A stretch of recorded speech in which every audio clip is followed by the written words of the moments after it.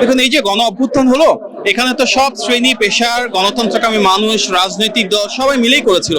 সুতরাং আজকে ফ্যাসিবাদ পরবর্তী বাংলাদেশে যদি আমাদের গণ অভ্যুত্থানের আকাঙ্ক্ষাকে ধারণ করতে হয়, আমাদের সেই গণতান্ত্রিক ঐক্যটাকে আবার ফিরে আনতে হবে।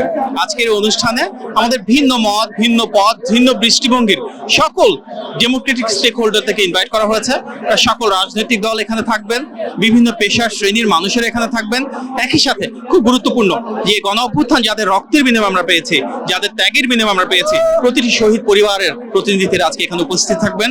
শুধু তাই না, আমরা গত 16 বছরে যারা গুম হয়েছেন, শহীদ হয়েছেন, সেই সুদীর্ঘ পথ পরিক্রমা যা আমরা যাদের সংগ্রাম এবং ত্যাগের মধ্য দিয়ে পেয়েছি, ওনাদেরকেও আজকে এখানে আমরা সমবেত করছি। এবং আমরা সবাই মিলে সেই 5ই আগস্টের আগ পর্যন্ত যে বৃহত্তর ঐক্য ছিল গণতন্ত্রের জন্য, স্বাধীন সার্বভৌম বাংলাদেশ প্রতিষ্ঠার জন্য, জনগণের অধিকার এবং ভোটের অধিকার পুনরুদ্ধারের জন্য আমরা সেই জায়গাটাতে ফেরত যেতে চাই। এবং আমরা জুলাই আগস্টে গণ অভ্যুত্থানের আকাঙ্ক্ষাকে সামনে নিয়ে এই যে একটি জাতীয় ঐক্য প্রতিষ্ঠার মাধ্যমে গণতান্ত্রিক অভিযাত্রা সামনের দিকে প্রস্ফুটিত করতে চাই। সকলে এক হয়ে সবার আগে বাংলাদেশ সেই ধারাকে সমুন্নত রেখে।